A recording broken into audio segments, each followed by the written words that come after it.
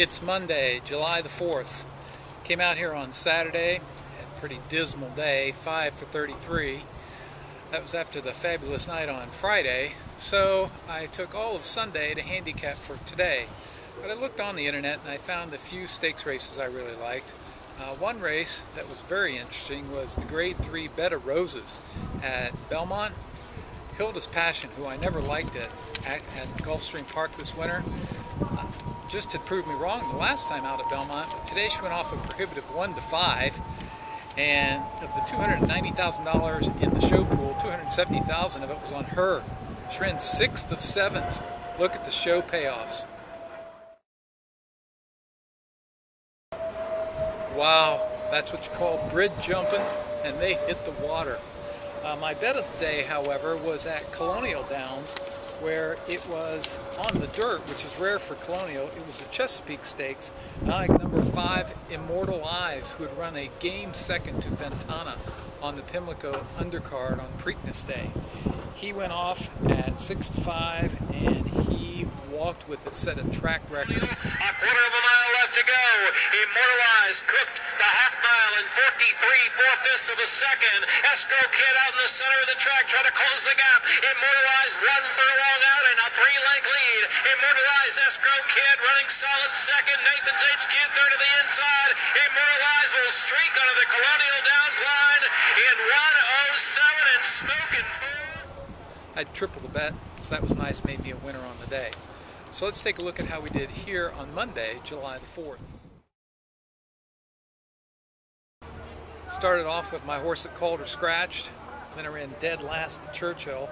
Then at Belmont, my selection was Break Up the Game. It's July 4th, trying to get back on the winning track today. Walked in, my first pick at Calder, scratched.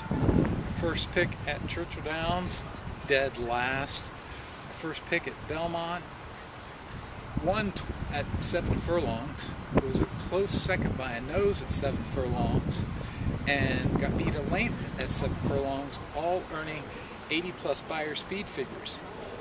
Break Up the Game was the name of the filly, but she'd never been on turf, and as he hit the turn, wasn't even in the TV picture. But then, Break Up the Game now. Passing Luigi P, passing Punster, passing One Cool Dude. On the far outside, a big run from Break Up the Game as the field comes off the turn. It's Schmooze Talker narrowly. Police Chatter on the inside. Break Up the Game third with a furlong to go. Parati sold back and forth in New York a 5th. Inside the final furlong, Schmooze Talker, Police Chatter, and Break Up the Game. Schmooze Talker, Break Up the Game continues to come, and got it! oh, just in time, 6-1, got back over $35. There we go. Oh, what a fabulous late run, paid $14.20, got back over $35. I came back at Belmont in the second, 3-1, I had all kinds of trouble, ran 4th. Then I scored at Churchill Downs with first-time starter for Todd Pletcher when Jesus Castanon won his 3rd race in a row. He won the opener, the second, and the 3rd, and I had Georgie's Angel, paid $11.40, so that's 2 double-digit winners in a row. I won right back at Arlington, only to get disqualified.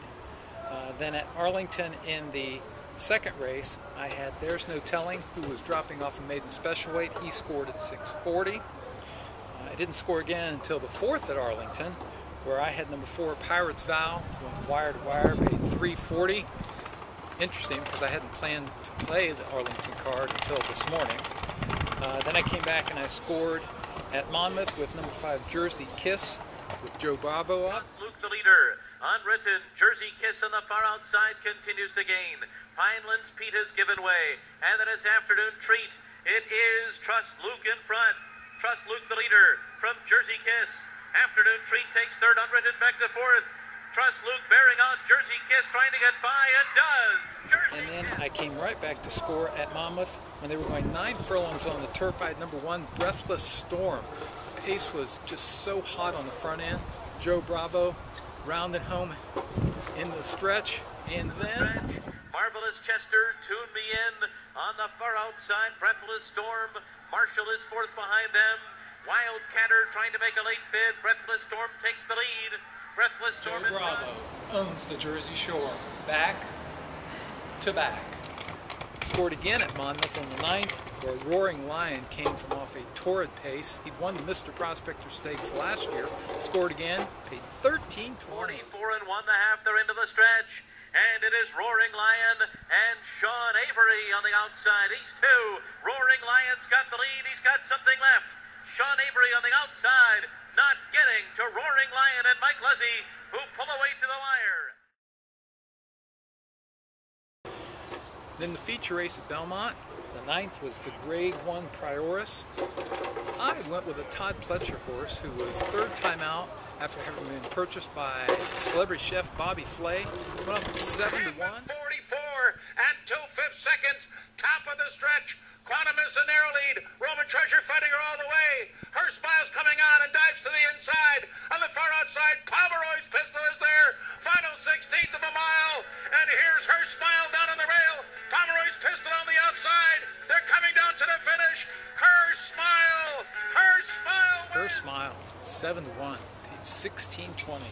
Got back over $40. It was a good weekend. I wish I would have had more winners, but I did well today, and I did well Friday. Next week, coming back here on Saturday, it's the